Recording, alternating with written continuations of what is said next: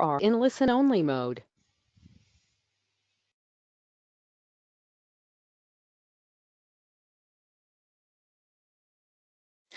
Good morning from Turku, Finland, and welcome to the 7th SUMPs-Up webinar for mobility practitioners. And today we will focus on a very important topic, the financing and funding SUMP measures. But before we go to the presentations, we will go through some instructions for the webinar. And my name is Maija Rusanen. I work for the Union of the Baltic Cities Sustainable Cities Commission, and we have been coordinating the learning activities for mobility practitioners in the SUMPs-Up project.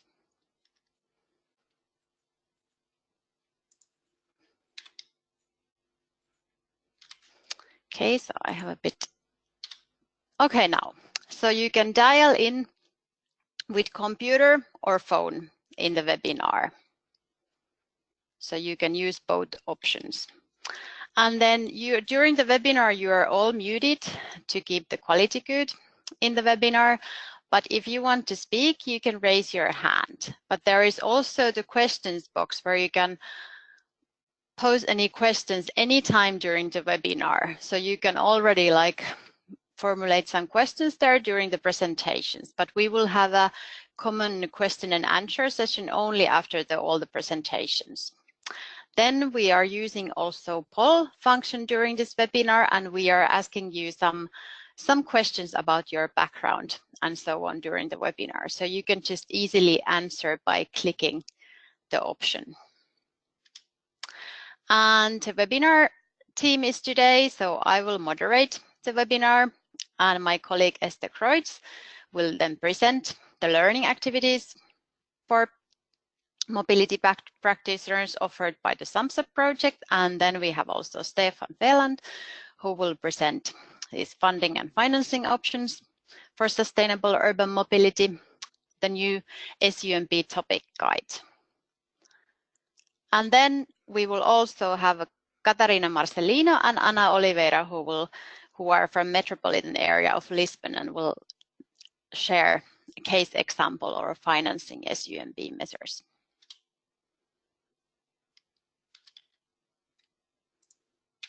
Okay, and here are the presentations again. And like I said, in the end, we have this question and answer session and then wrap up. Before we go to the presentation, I would like to have a few polls that you can also participate. So first, what organization do you represent? You can just easily click the options there.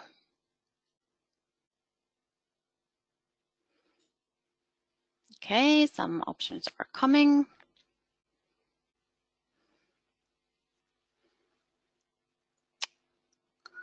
Now we are getting close to 100%. Okay, so let's see the results.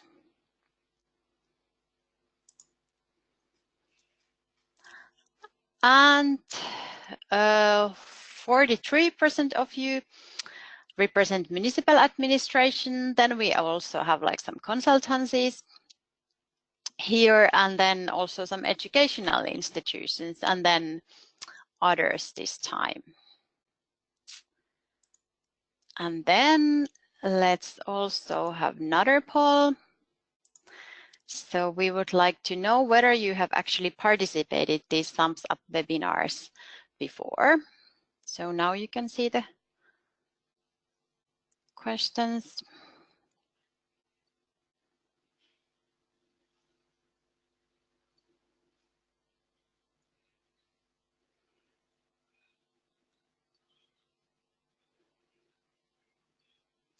Okay, let's close and let's check the results.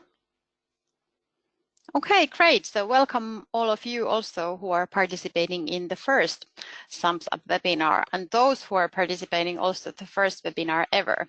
But it's nice to see that we have also some of you who have participated again and find these useful. Okay, but now Esther Kreutz will present you the learning activities for mobility practitioners.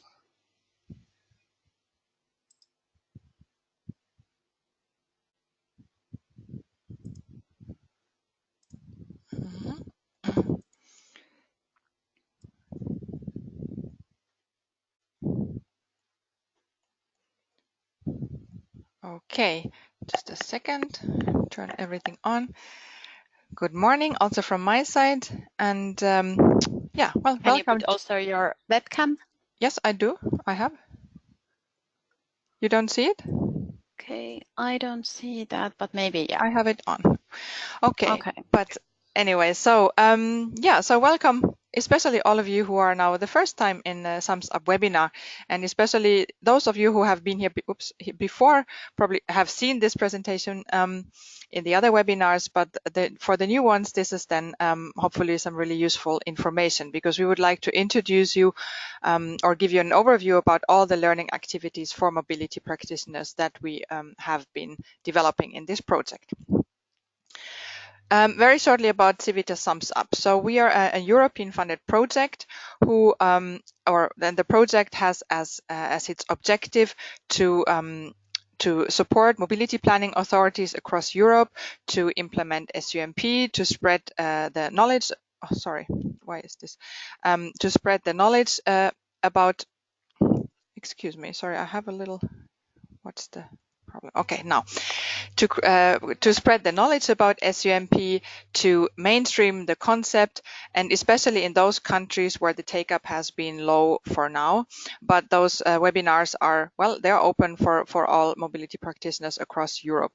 The target is that we support up to 100 cities, and in trainings that we have organized during the project duration, and we organize capacity building for around 200 mobility practitioners, and that's where we are today. Perhaps you wonder, what is a mobility practitioner? And probably it's you.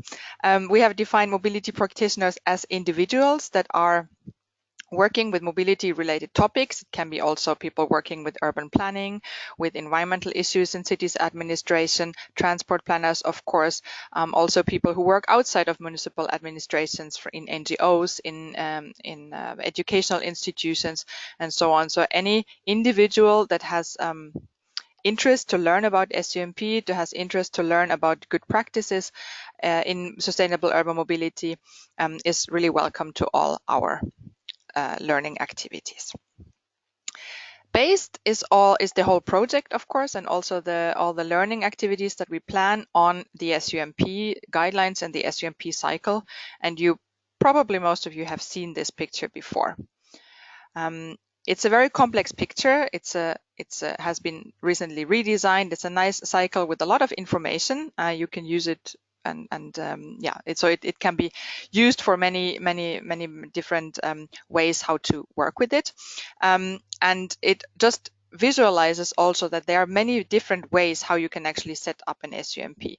There is, as we say, as many SUMPs as there are cities, because it's very important to keep in mind that every SUMP has to be adapted, or the plan has to be adapted to the specific situation that the city is in.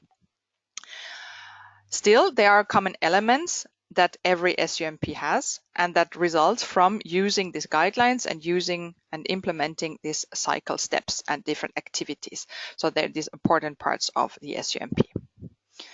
And if this sounds complex and difficult to you, don't worry, because there's a lot of training materials and support available, both from our project, but also from other European funded projects.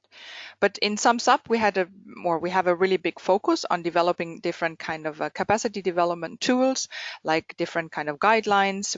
We were a part of updating the main SUMP guidelines that was updated within our project. We have developed different kind of specific guidelines for specific circumstances, like, for example, also for what you will hear today, a guideline on financing and funding of SUMP measures. We have developed guidelines for different level cities, like starter cities, cities that already work with SUMPs and want to step up, and more advanced cities. And then we have organized all kind of different training courses and webinars and e-courses. So yeah, so here is the list again. This is what we have developed within our project. So we have a list of e-courses, webinars, and all these guidance materials. And all this is available on the SUMPs-Up website. You'll get the address in a moment.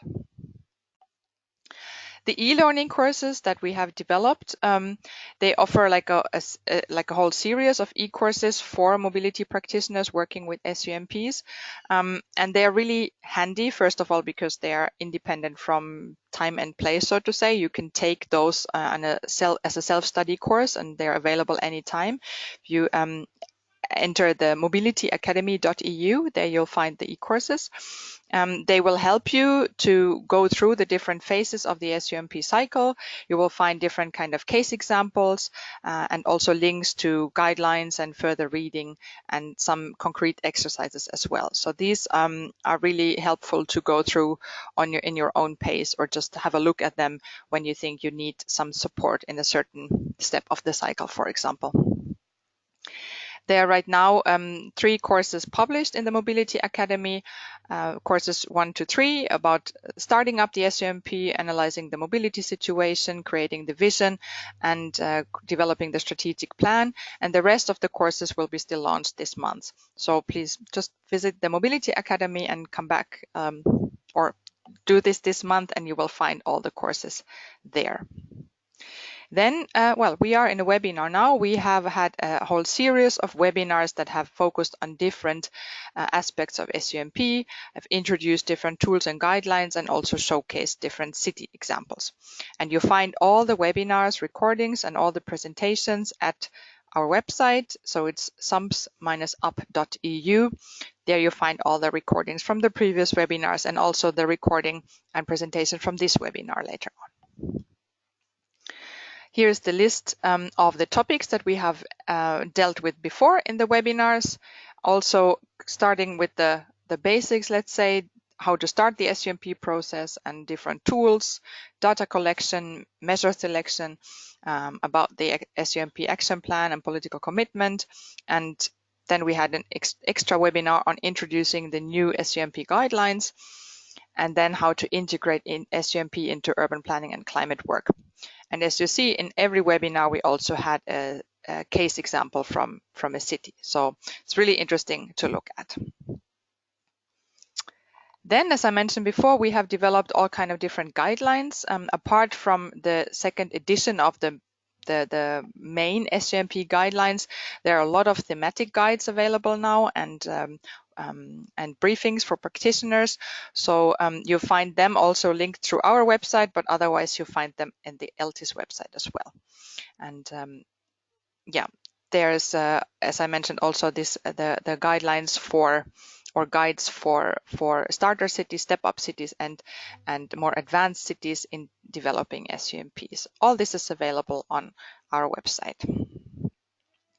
Okay, thank you very much, and I hope you enjoy the webinar now. Thank you.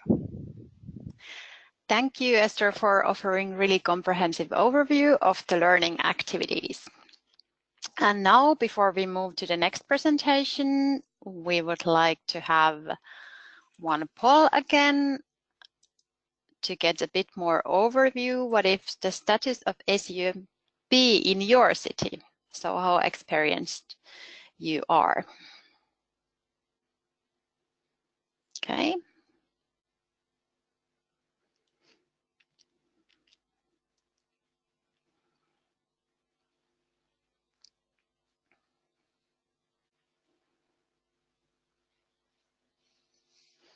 Some answers are coming.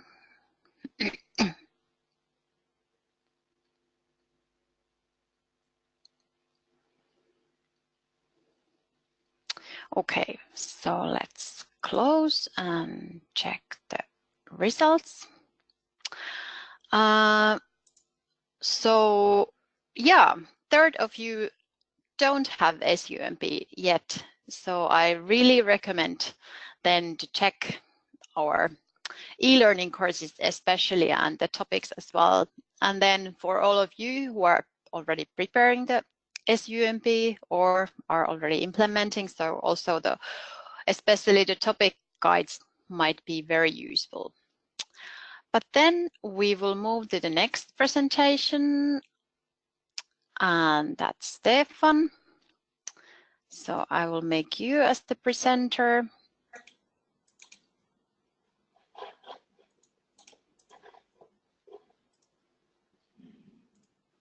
Okay.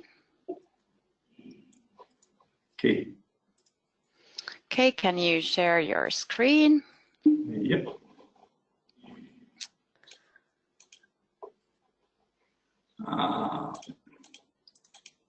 There's the screen. Yeah, and then your webcam there you still. go.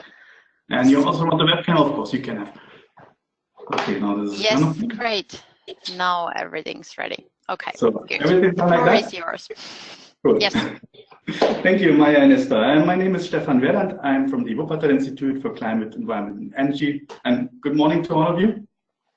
I still am a member of the SUMP-Up consortium, and I will explore a bit on the topic guides on funding and financing of sustainable urban measures, which Esther mentioned already before. This is a topic guide which we prepared during the update of the SUMP guidelines. As I said, Esther already mentioned that there were 12 topic guides on different issues. This is one of them.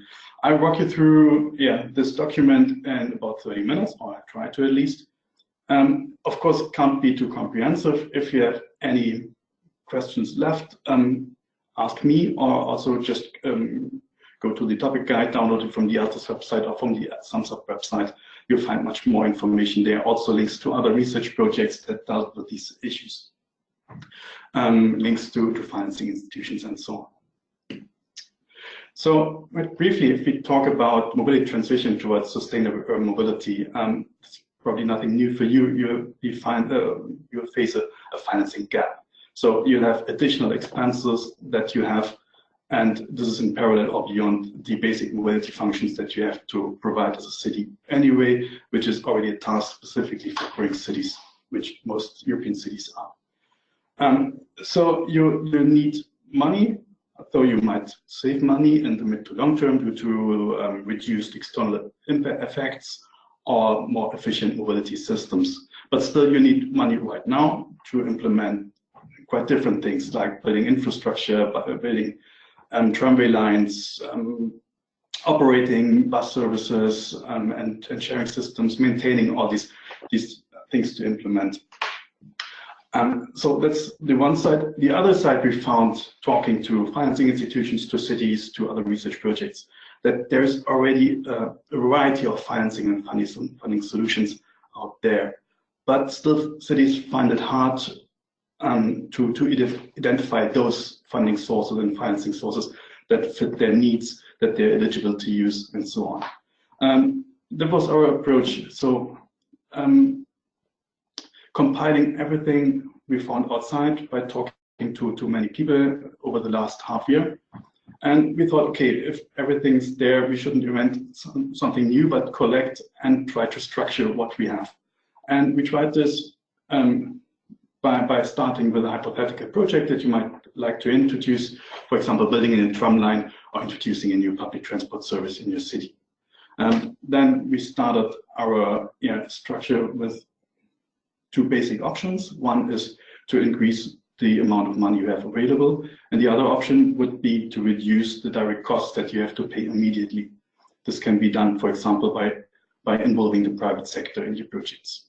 The other option, increasing your public budget, we found four main approaches that cities used: to increase local revenues, to seek for national, EU, or bilateral programs that provide funding, or to try to attract external finance for your projects.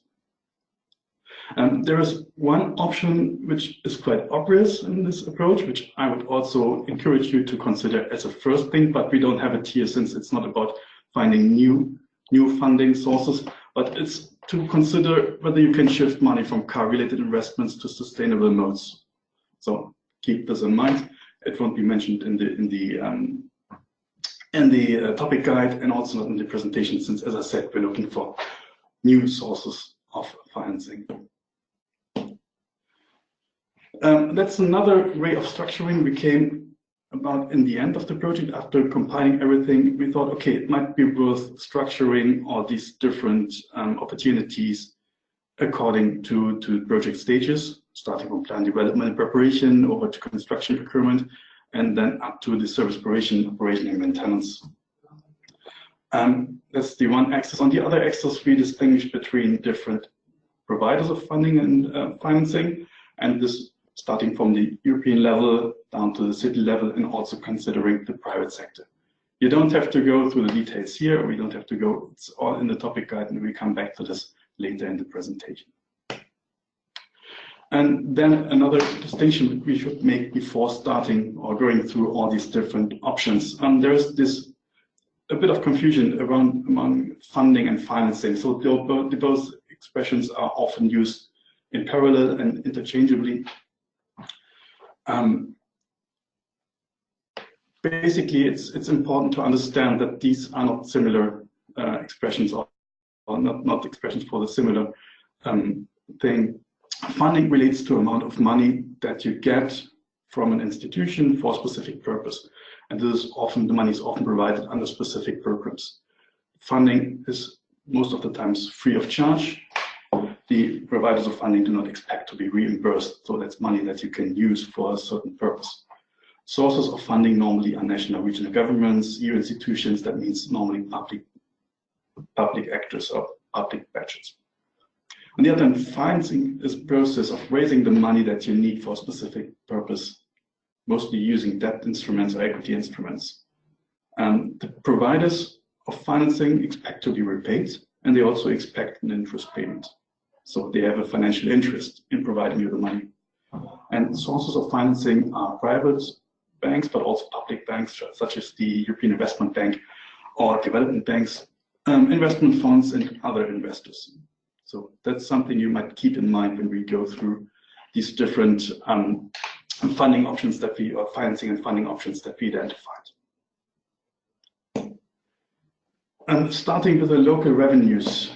First of all, the most obvious source of revenue that you get for your mobility projects is the income that you generate with the projects themselves. This is often related to public transport, includes fares, ticket sales, and so on, but also revenues from the lease of advertising space and vehicles and at stations.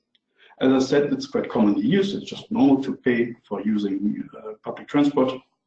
It's quite easy to understand why you should do this, but there are also trade-offs between attracting passengers, providing a high-quality public transport service, taking into concern social issues such as reduced fares for specific groups of people on the one hand, and cost coverage on the other hand. So normally you would not achieve having a public transport system that is entirely cost covering, and most of public transport systems are cross-subsidized in somewhere else. Secondly, the income that you raise from ticket sales will only be available after the service starts. So that means you probably cannot use the expected revenues from having a public transport service for constructing a tram line. And finally, there's also high uncertainty related to the expected income. So you don't know how many people actually use your service. That means, you cannot determine beforehand how much money you will raise from this project. Another source of revenues from the local level are demand management tools, parking management, quite obvious, and road pricing, which is introduced in some cities. The primary aim of these instruments is to disincentivize private car use. And the rationale is to internalize external cost of private car use by making car users pay for using parking spaces or roads. If these instruments are linked just to specific alternatives, that means that you make clear that the money you raise from parking revenues, from road pricing, to enhance or improve alternatives, public transport, active modes, then you have classically push and pull approaches, where you try to push people out of cars and pull them into public transport, for example. Yes, parking management is quite widespread. It's relatively normal in the EU already to have park management schemes. It's quite easy to implement. Cities normally have the legal competencies to introduce parking management schemes. Most parking spaces, at least on streets, are publicly owned, and implementation only comes with moderate costs. If residents profit from reduced parking pressure, they may even be in favor of these measures, and so you have a good acceptance, but still this requires control and enforcement. Important here is that parking fees should exceed public transport fares, so that using your car is more expensive in the end than using public transport, just to have the incentive not to use your own car. The other demand management tool which we found in only few cities in the EU is road pricing or congestion charges. This is a system where you pay for entering a city or using a specific asset. Depending on how you make the system, if you use dynamic fees, you can foster low carbon technologies, for example, by granting exemptions for e-mobility, or you can shift traffic to off-peak periods if you connect the fees to specific time periods. Still, there is high resistance from dwellers, from shop owners, from politicians who fear losing roads. You need high upfront investments, and there are also strong legal concerns involved. First of all, it's the question whether cities are allowed to raise these kind of charges. This differs according to the member state you're based in. And also in some member states, you'll have issues with automated number plate recognition and data protection. And this in the end leads just to only a few examples that we found in the EU that introduced these road pricing schemes. Some other cities use or introduced employers' contributions to subsidize public transport. Employers' contributions are charges that employers have to pay. And these charges can be based on different objectives. For example, the number of working places you provide for your employees, not for your customers, but the employees. It can be based on the number of employees you have, or calculated as a percentage of the salaries that you pay. Nottingham is one example for the workplace parking levy, where employers have to pay about 430 euros a year for each parking place they provide for their employees. And they can pass on these costs to the employees, so to disencourage them from commuting by car. I didn't find any numbers on the actual impact on the mobility system, but what happened was that the city now earns 10 million euros per year, which are invested into the city's transport infrastructure and the extension of the tram network. Vienna introduced a levy on employees they call Dienstgeberabgabe of 2 euros per employee and per week. And this income was used for constructing the metro, and now is used for extending the metro line. The most prominent example of these employer contributions is the Lisbon Transport in Ile-de-France. That's the region around Paris in France. The tax is calculated as a percentage of the salaries you pay as an employer. And what happened here was that the tax was used to pay transport operations and investment costs, and in 2017, this Lisbon Transport covered 42% of the operation costs of public transport in Ile-de-France, and also part of the investment costs they had. So quite an amount of money that they raised. Another local source of revenues is land value capture and development contributions. The idea behind that is that new land developments require transport infrastructure and also services. Then these new developments, with more people living there, generate no burden on existing infrastructure. So you have more people using public transport, more traffic, more congestion. And on the other hand, the provision of high quality transport services may increase the value of land and property surrounding transport stations. And the final idea behind this land value capture is that those who profit from land development should contribute at least parts of the cost public transport related to that. We found different instruments throughout Europe. Barcelona, for example, invented a mobility tax, which is a surcharge on the property tax that you have to pay, and revenues go to the Transport Management Authority. England and Northern Ireland have a stamp duty land tax where owners pay a certain amount of money when they purchase a property. And England and Wales finally introduced community infrastructure levies, where land developers have to pay taxes that are then used for public services and infrastructure. You'll find these examples also in the topic guide that we prepared, so for more details. Now, there is a debate about whether it's a good idea to ring-fence local revenues for sustainable mobility or not. There are good arguments for that. So you have an additional source of income. You can increase the acceptance of push measures, as I said, if you make clear that the money you earn from parking management or from congestion charges is reinvested into alternatives. But there are also arguments against ring-fencing local revenues. That means, for example, that if you have this additional source of revenues, you may reduce the contribution you receive from the general budget. These sources of revenue are less reliable. As I said, you don't know how many people actually use your public transport service, and how much you will earn from that. And finally, as also already mentioned, if push and pull approaches are successful and achieve what they are planned to do, they create their own source of income. So you might end up with much less money and much less predictable money than you had before. Good, going to the national funding. We talked a lot to cities from all over Europe, and we asked them what national support programs their governments provide, and we found that there is a focus on funding for SUMP preparation and development, and also for the procurement of low-carbon vehicles. I have one example here from Germany, where the Ministry of the Environment has a 300 million euros fund to support public transport operators buying e-buses. And this fund covers 80% of the additional investment costs for e-buses and charging infrastructure compared to conventional diesel buses.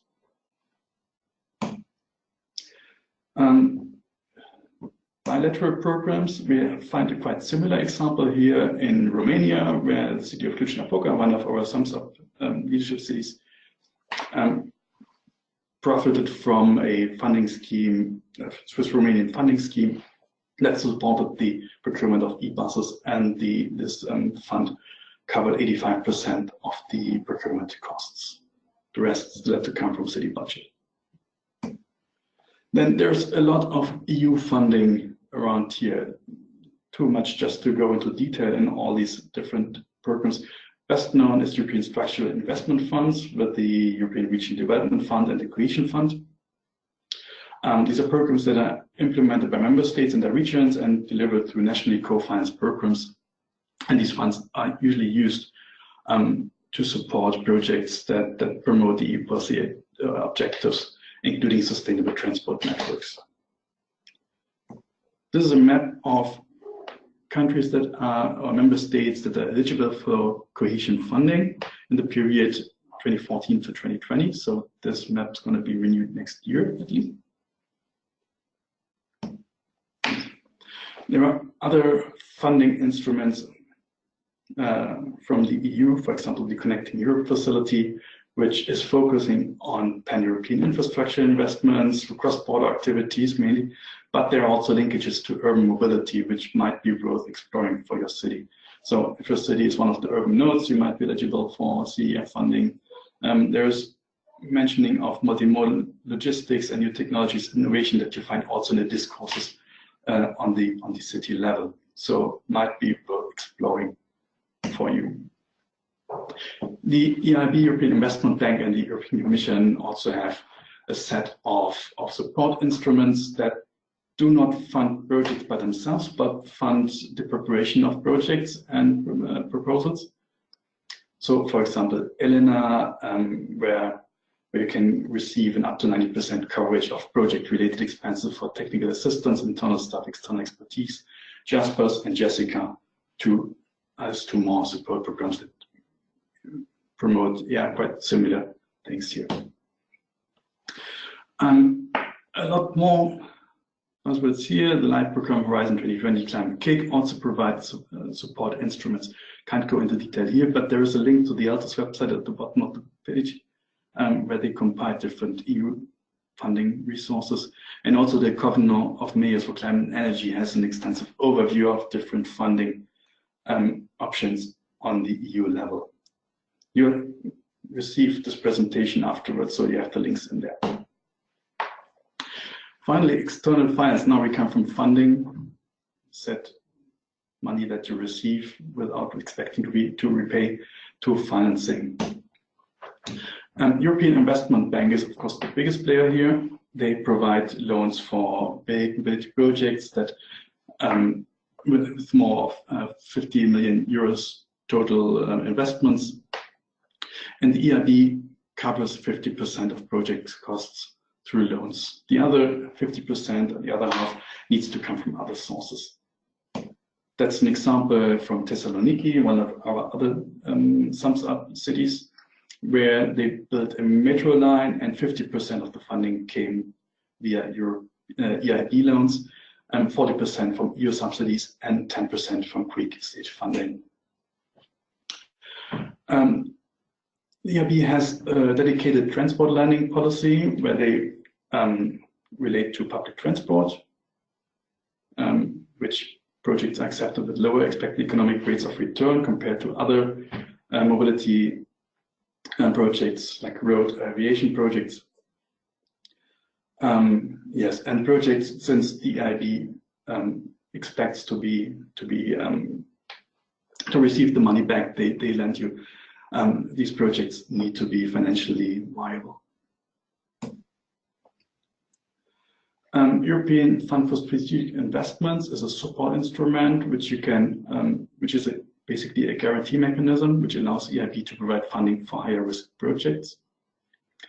Other things that might be interesting for you are European Energy Efficiency Fund, for example, with a specific notion of e-mobility, car sharing issues, etc. If you're planning something like that, might also be interesting for you.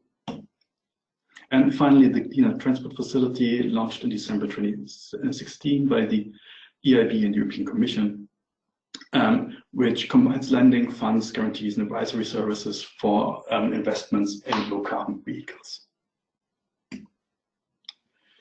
Beyond the EU funding, some cities made experience with the city bonds. City bonds are debt instruments to unlock external investment capital for expenditures.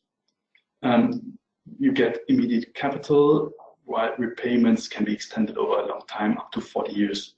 You'll have fixed interest rates, and these are interesting for institutional investors specifically. There are different kinds of bonds, for example, revenue bonds, where the interest rates are financed from project revenues, interesting maybe for projects that generate tolls or fares. And also green bonds. Green bonds are such bonds with proceeds ring-fenced for sustainable projects, including sustainable mobility. One example is, I can skip this, the RTP Green Bonds Program from 2017. RTP is the transport provider in Paris, and they launched the Green Bonds Program, as said, 2 years ago. They said the proceeds will be invested into a new rolling stock for the public transport, upgrading of metro lines, and so on. They aimed at gaining 500 million euros with a 10 years issue, and they found that the funds was 3 times oversubscribed. So there was quite a lot of interest in subscribing to this fund. Finally, on the other hand, if you decide to try to reduce the direct costs that you have, private sector involvement was mentioned by a lot of cities. Private sector involvement or public-private partnerships are arrangements between a public authority on the one hand and private partners on the other hand for delivering an infrastructure project or transport service under a long-term contract. Objective of these arrangements is, as I said, from our perspective here, to reduce the direct costs that you have to pay and also the risks for public budgets. It means that private partner takes over investments and operation costs and then is gradually reimbursed for his costs by reimbursement payments by the public authority or by providing concessions to collect user fees and to operate an asset or a public transport service over time. The different arrangements, so you could make probably 3 webinars just on public-private partnerships, just give you some insights here how these things work and maybe some ideas where to look if you want to learn more about that. These arrangements differ in terms of the attribution of risks among the partners. Risks here are demand risks, for example, if the level of revenues really underperforms, if you have less tech sales, less fares than you initially expected. Technical risks from the use of new technologies are related to construction activities. Performance risks are often mentioned. These are risks that stem from high cost of maintenance and operation or higher cost than you initially planned. You find public-private partnership arrangements quite often in public transport, where private companies act as service providers. There you have an agreement with defined tariffs, quality standards, service hours, networks, and accessibility standards. I think we'll hear much more about that and more profound knowledge about that in the upcoming presentation. You basically have two different ways to deal with public partners here. You could contract them. That means that the private partner receives performance-based payments for the provision of a service. For example, public transport services, bus lines, or also we have examples where bike sharing systems are contracted with defined minimum quality standards and a minimum number of bikes and stations that are available. It means here, public takes over demand risk and the private act to the performance risks. Another model is concessions, where private partner pays for the exclusive rights to operate a system or a public transport line. There's a tendering process, and as said, private partners pay for having this right. This, of course, only works with profitable projects or profitable lines, for example, connections between the airport and the city center. Won't probably work with other public transport systems where you have to cross-subsidize. And in this case, the private partner takes over the demand of technical and performance risk. Public-private partnerships can also be used for the provision of infrastructure and also the operation of infrastructure. There are a huge array of different schemes. I put 2 in here. The main difference between the idea behind that is that the private sector receives the concession to build infrastructure asset and to operate this asset, for example, a road, a tunnel, a bridge, for a defined period of time.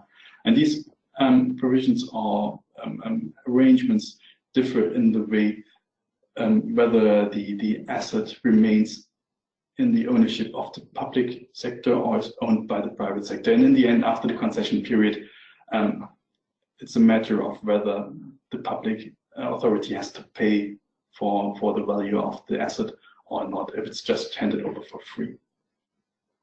As said, there is much more to talk about. This is just a graph from a World Bank publication indicating different kinds of public-private partnership models, from service delivery schemes up to concessions.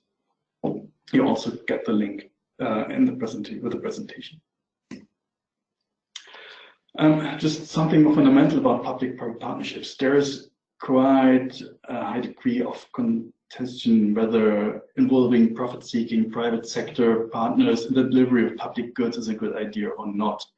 And how contentious this discussion is depends pretty much on the member state you're living in. Basically, there's a fear that public-private partnerships provide profits for the private sector, while losses and risks are socialized.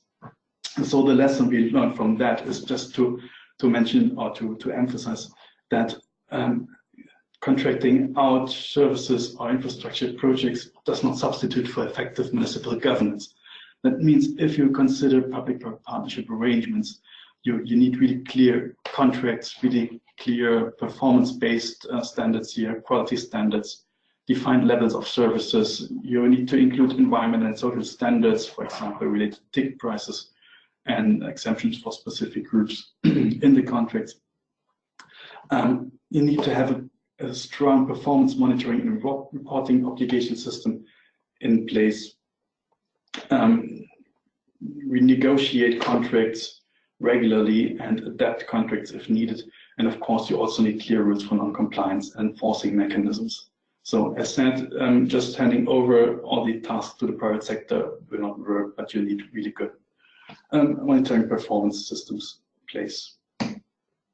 So coming to the end, the key messages.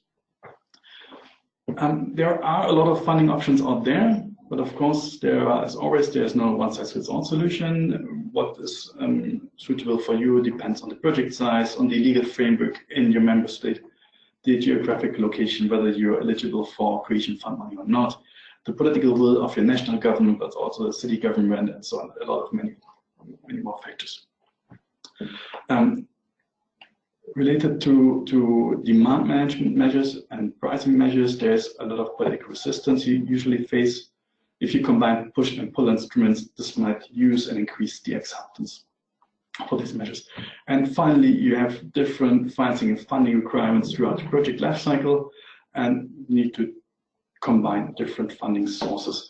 And we're back to the graph that I showed in the beginning, so that's what we tried with all the information to have available, to have it structured, give you some food for thought, and maybe some inspiration in your search for new funding mechanisms. Thank you very much. Thank you, Stefan, for the very comprehensive overview of different funding and financing options for It was in time. SUMP measures. And I would like to remind all the attendees that if you have any questions to Stefan, you can type the questions in the question box and we will take those later. And as Stefan mentioned, we will share the presentations afterwards. Before we go to the next presentation, I would like to introduce you the last poll what we have. So we would like to know a bit more that how do you fund your SUMP measures in your city? Sorry, usually.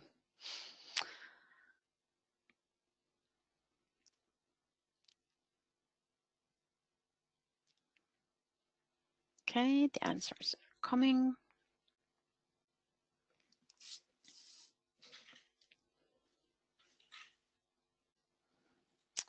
Let's wait still for a couple of seconds. Okay, now we'll close the poll and share the results. So, okay, so usually the funding comes from municipal funding, but actually quite many of you or your cities also use EU funding. Maybe also these types of projects like SUMPs-Up, and then also a bit of national funding. But yeah, the private sector involvement still seems to be quite rare. Okay, but thanks for the poll. And now we will then move to Katarina and Anna from the Metropolitan Area of Lisbon. And I will make you as the presenter. You're welcome. Okay, so we are from the Metropolitan Area of Lisbon, and we are going to talk a little bit about our case, and how did we financially support our project. So I'm going to just explain what is the Metropolitan Area of Lisbon. We are a municipal association. We are in Portugal, in the capital, Lisbon. We have 18 municipalities, about almost 3 million inhabitants, and we are the capital of Portugal and the most rich region, and we have about 30% of the population of the country. We are a transport authority also since 2015. It's a new thing. In Portugal, we have no regional administration, so in 2015, these intermunicipal associations became transport authorities. From that on, municipalities had the opportunity, and IML, we had the opportunity to guarantee better transports for all, an integrated view of transport, and also a big challenge that is to make the procedures for the bus public transport that we are now preparing and finishing. So our first step as a new authority was to know the system. This is our public transport system. As you see, we have bus, train, underground. These two are public-private partnerships, as Stefan has talked a little bit about it. Ferries, boats to cross the river, and also buses, and also we have a lot of different public transports. We have 18 public transport operators, as I've said, and cover all the area in the north and in the south of the Tagus River. Okay. The model split in IML, it's quite different from the rest of Europe. We have a lot of use in private car, as you can see from 1991, 2001, and 2011, the last census. We've had an increase in the use of car and a decrease in the use of public transport. This is what has happened in the last 20 years, in the last 30 years. And this is quite a challenge for us to change this, what is happening. We've made in about 2 years ago, 2017, we've made an inquiry, a mobility survey, together with the National Institute of Statistics. This was one of our main projects that we started as an authority. We didn't have an inquiry since a long time. What we've reached, as you can see, is that the use of car is 60% of all mobility in the metropolitan area, and this is something that we must work on. We also have a lot of data and all that. Another part of what we've studied concerning the mobility system in IML was the fare system, the titles for public transport. And what we found is that we had thousands of different titles to go from one place to the other. To make, you had to about three tickets, two tickets to make some of the journeys. So it was quite complicated. The average price was very high, it was above about 47 euros, which is a lot for our income.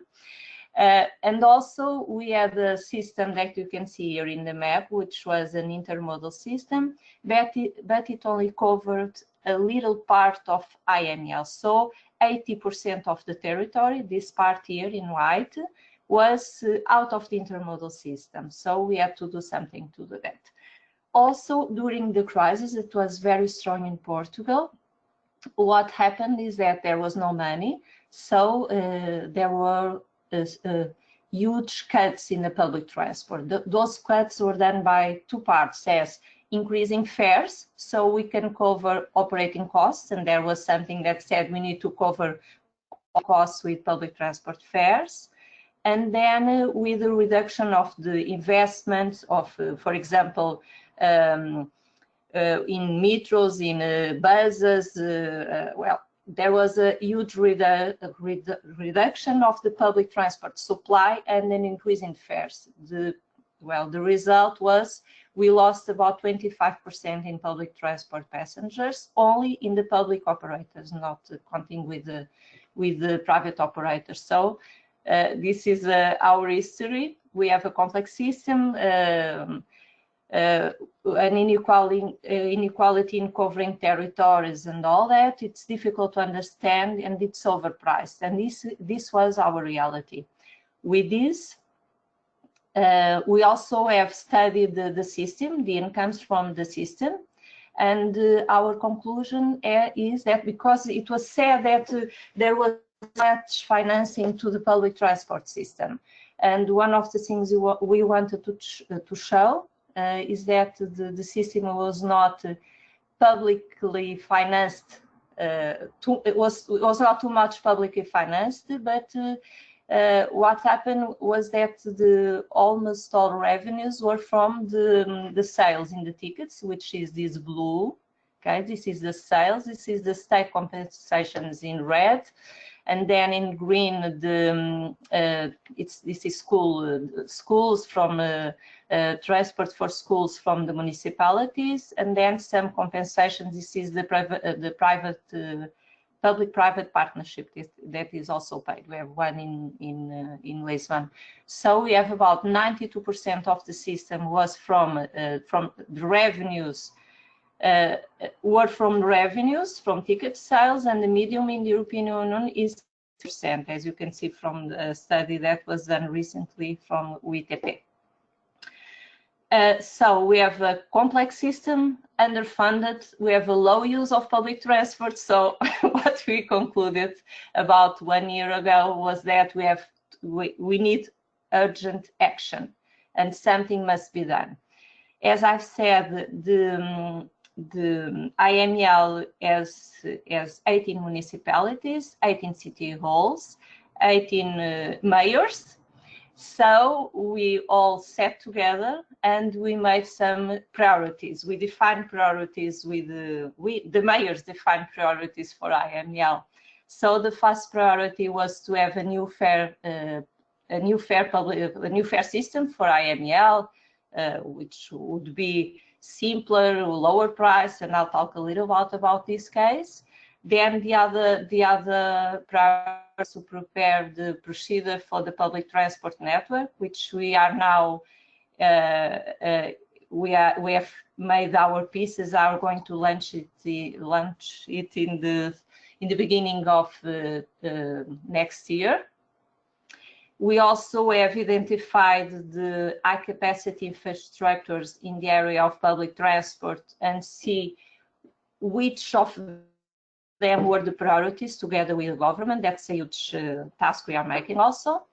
And one of the fourth project is to promote ITS system, information, ticketing, have a unique system, and make a lot of investment in that. So our priority is to solve our problem in the high use of car, is to have an integrated vision for the metropolitan area and metropolitan system, and assuming us as regulators, planning, and to have an answer to the needs of people. So now Annie is going to talk a little bit about how we did it. Hi, good morning. So we had good ideas, but we had a problem, and the problem was how to fund, how to transform this in the territory. So we decided to create an informal group of work with representatives of IML, us, City of Lisbon, City Council, and the Ministry of Finance. So we decided to study several sources of funding. This was the most important sources. So we dedicated more to companies, car owners, taxpayers, car owners, property owners, EU funds, and national and central government funds. Oh, and the drivers that we analyzed all these sources was we need to have proportionality, universality, temporal stability, and sustainability, and the funds must have social and political acceptance. So. In the companies, we've studied the property tax increase, month's value contribution per employee creation, contribution via salary, variable value, the other one was a fixed value, and the reduced tax of car costs on corporate income tax. At the level of car owners, we've studied the circulation tax increase, an increased corporate income tax related to cars, an additional vehicle transaction tax. In the car users, we've studied a congestion-free creation, a parking fares increase, contribution on fuel value creation, parking and road tickets, fines allocation, and in the national funding, transport fund increase. Transport fund is a fund that we have already. Allocation of a percentage of economic growth to the transport system in terms of GDP. Higher allocation of income taxes to transport authorities. It's a tax assignment. And at last, an environmental fund allocation to transport authorities. And this is in bold because this was the chosen option for the national funding. So inside IML, we've also decided, the city halls, they've decided to fund these priorities in the transport system, this investment that we just talked about. So all municipalities, they decided to fund the transport system in about 31 million euros. Okay, they share this distribution was based on their revenue, the population, and all that. We have also some differences because we have some very small city halls and very big city halls, so we have to create some differences between them. And then this was the first decision in 2018, and then in 2019 we are also preparing our procedure on the public transport. And we've realized that we need to make a substantial increase in the buses in metropolitan area in the offer. So we are going to increase 40% the offer. So the city halls have decided to make an additional support on about 12 million euros just last year, taking into account the offer in each municipality. So we are going to talk a little bit about the new fare system, which started in April 2019, and it started with, as Anna said, we've talked with the government. So there was a national governmental public program for fare reductions, which was a part, we call it part. The objectives of this governmental public support program were to fight traffic congestion, to fight emissions, air pollution, the noise, all that. It was a program for the all territory. The government has put 104 million euros from the environmental fund, which is a fund that already exists. It was a fund mainly for the electric system, for a lot of things. It was not very used for transport system, but in the last 3-4 years, it started to be used in the transport system, because the transport, there was no funding like this, so it's a new thing. The money for part comes from there. So the government said, I put 100 million euros, but the city halls, municipalities have to pay a part. This year it was 2.5%, next year 10%, and then 20%. So it's increasing. So what did we do in the Metropolitan Area of Lisbon? We created a new fare system. We have a single ticket, which is a Metropolitan Pass. It's a monthly ticket. It costs 40 euros.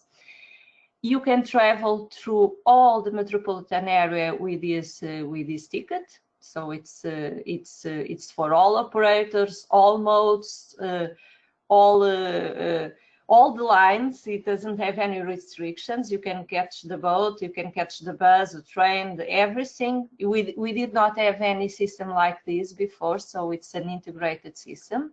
We also created 18 municipal for each city. Okay, We also have decided that children under 12 do not pay for the use of public transport. They can go, so they can create the habit, the use of using public transport. That there was not this, it was not used. We've also created a pass, a special pass for people over 65 years for 20 euros, which is a very big success. It was quite. It was quite. You'll see the numbers next, but it was quite funny the success it had.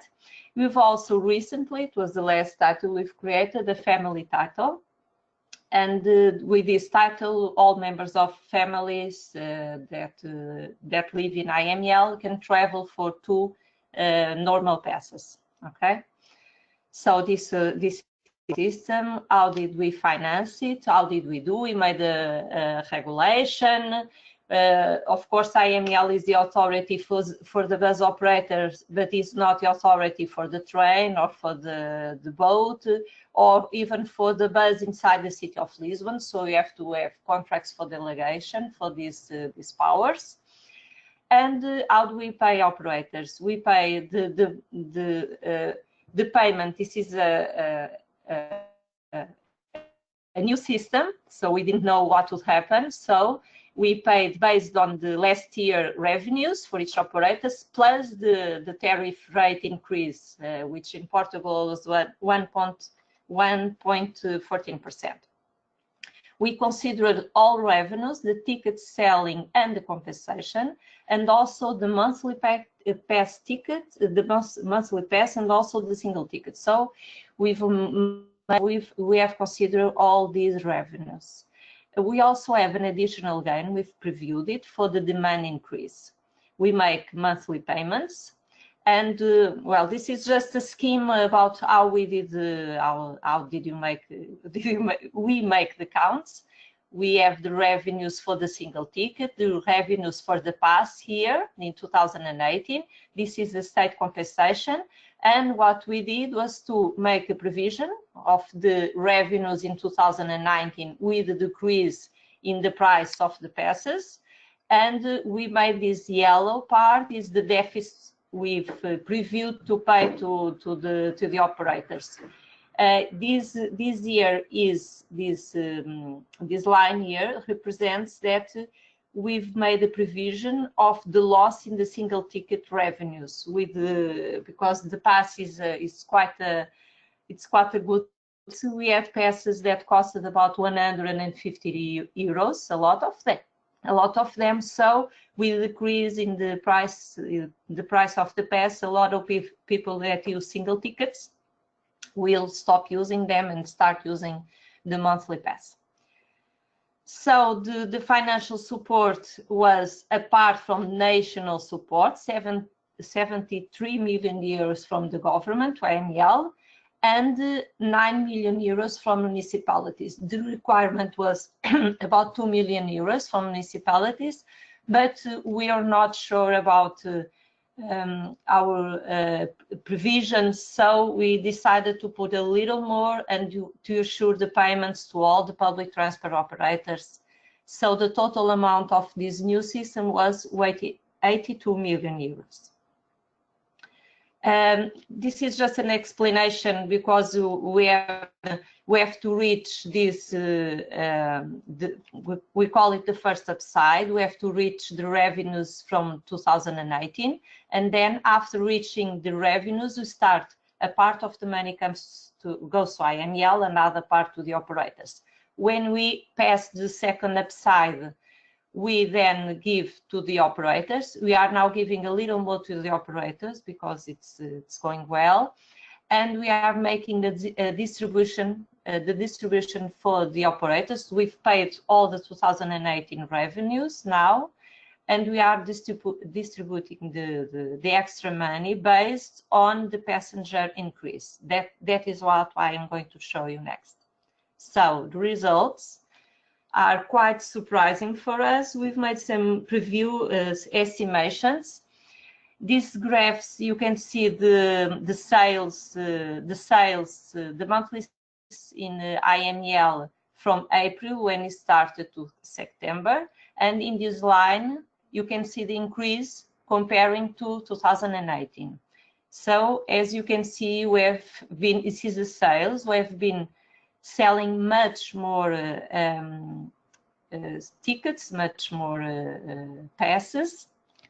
The increase was about 30% in the summer. That is always a time where people do not buy the pass for public transport, they're on holidays. But as you can see, it's 20%, 24%, 25%, and so on. So this was a very good surprise for us, how people behaved and how people got in the new system.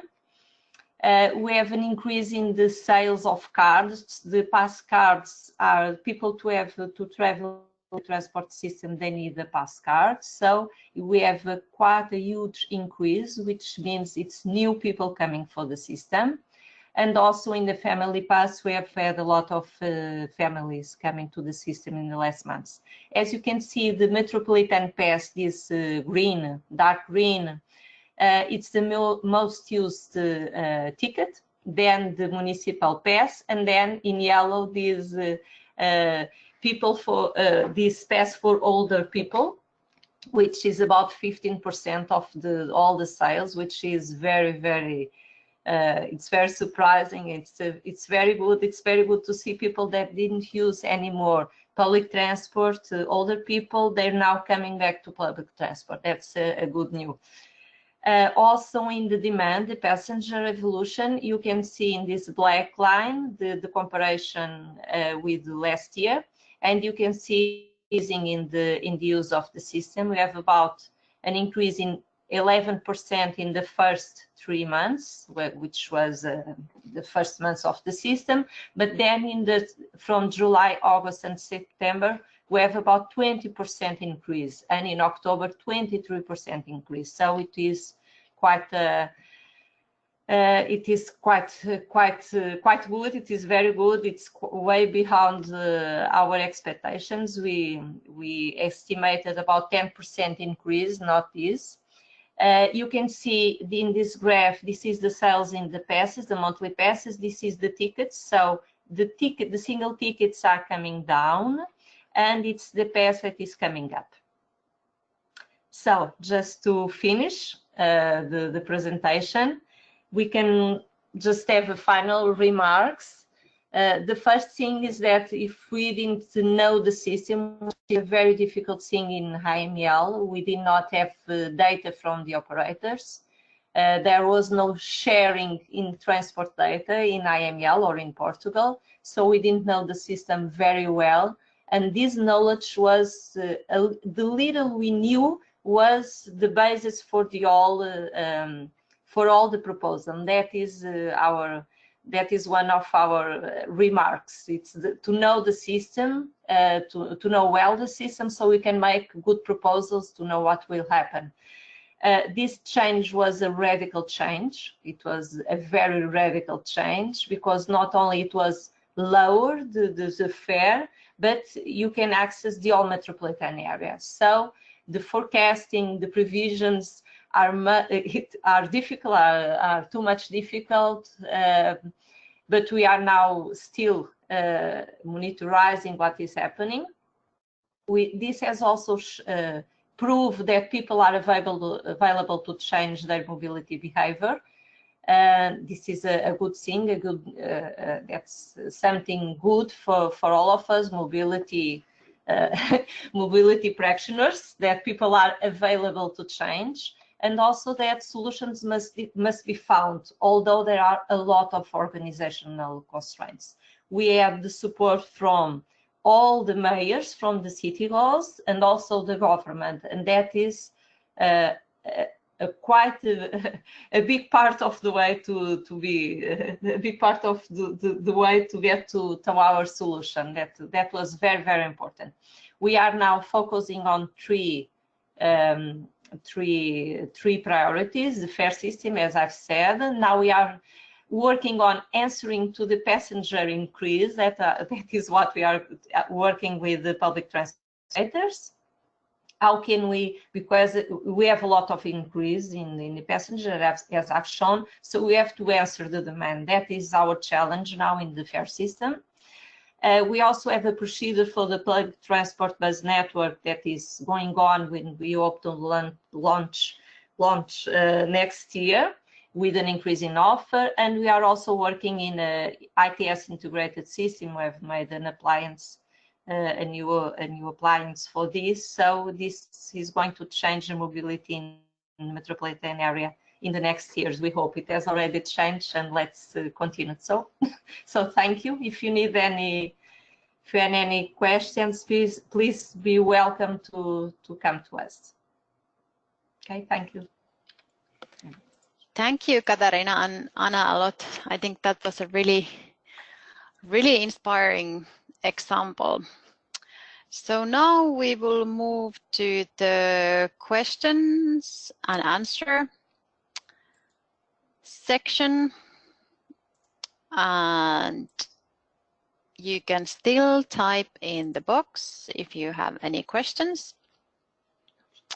So then we will take those, but I could start with Stefan. If you can put yourself or unmute yourself. Yes. So you mentioned that one way to finance and fund SUMP measures is to make the shift from car-related investments to fund sustainable modes of transport. So do you have like some examples of cities who would succeed with this kind of change as well? Because I think that also requires political support also, and it might be quite big change for some cities to move away from this kind of traditional transport planning, more people-focused planning. Well, no city that explicitly really used this approach. There are, well, they probably would raise the expenses on sustainable boats, but just not let other people know that they reduce their investments in car-based planning. But there was one aspect that you mentioned which I found interesting, was the political will that you need. That's one pattern that we found throughout all the cities, that still, despite having the SUMPs approach and all this backing from the EU, they still are quite dependent on political, on the government and the political will. And often cities are struggling with unsure future, so not knowing which government is going to proceed and how to deal with that and with different priorities. Yes, but just answering to your question, no, I have no example at hand, but it just was something that you probably should consider if you really want to transform mobility system. Okay, thanks, Stefan. And then Katarina and Anna, well, you already mentioned that you had like 18 municipalities, which means like 18 mayors. So how did you manage to get the political commitment and acceptance towards, because this was a quite big change and reform. So how did you do that? Please remember to unmute yourself. Okay. Yeah, great. Well, it was not easy, but it was also easy in a way, because we've had elections in about 3 years ago, I think, and it was because we have a room where all the mayors meet. And in the first meeting after the elections, they all said that their priority was was the transport system and the public transport system, which was something very original. I've worked in the transport area for many years, and I've never seen that. So it's so the system has become so bad. I can see that it was so bad. That they've said their priority was was a transport system, and this was a very good thing. And the other thing that I think was different is that they've worked together, because we have 4 different parties in IML. We have from the left, center right and right. So we have all different parties, and you ask how they managed to go along. So they had a strategy which was to agree to work on they agreed in the what was the things they agreed, and that was the basis for the work, and that is what they used to work. And that was a very big change on the way they work, because usually a mayor says one thing, the other one says the opposite, because it's from the opposite party. But this time they all reached together, they all sat together. We had a lot of a very strong political vision. I can say it from the mayor of Lisbon, from the other mayors, also from our executive secretariat. We have a management here, an executive secretariat. So they all had a common vision, and they all wanted to reach to increase public transport better for all, because with the crisis, with what I've said about what happened in the public transport system, we've reached, it was too bad. We had, it was, well, fares were about, were too big, the fares, the amount of what people paid, and also the supply was very bad. So something had to be done, and well, I don't know. Just one thing, and also the central government and or the disposal to finance and to fund, to fund all the program, the reducing pass. So there was a good ingredient for success. Yes, that's it. Okay, thanks for the answer. And then, well, I guess this was quite complex. You said that you didn't have so much like data in the beginning, and well, overall making these kind of big reforms is quite complex. So did you look for inspiration from like other cities, like who would have done like similar changes in the fare system? So did you try to learn from others that how they have done? Yeah, a little bit. We've been in the metropolitan area of Barcelona. To see their system, we went there. We've also changed some ideas with other cities from Europe through ITP. Well, a little, yes. We've got. At least we try to show as a technical. I am a technician, and Anna is also. We try to show our political that are the ones that that do things, and we try to show them that there were solutions outside that were being done, and there were things that were being done outside in the metropolitan areas, because metropolitan areas have some specific issues that cities alone don't have. We have 18 apps to decide, so it's different. It's a little bit, the system is different. So we try to make this this sharing of knowledge with other cities a little bit. Yeah. And then, well, then I still have like one question that, well, congrats that you managed to increase so much the users of the public transport system. I think that's really good, and you like exceeded, I guess, your expectations as well. But did you introduce like some supporting like mobility management measures, or did you have some campaigns to promote the new system and, well, especially the new prices, I guess? So did you use these kind of measures to support? Yes, we have a campaign. We have we thought about showing you the video, which is a very short video. We have a campaign on television, on everywhere for this. We have to create a contact center because people had too many questions. We passed the first week here, the technicians, answering to phone calls from everybody with doubts and everything. So we have to create that. And yes, we've done all these things, the creation of the phone call line, the campaign outside.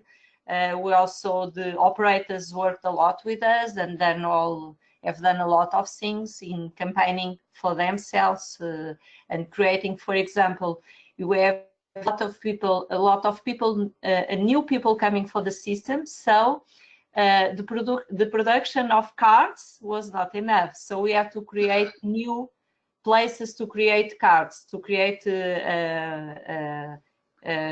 cards for the tickets. So that was something the operators had to do with us.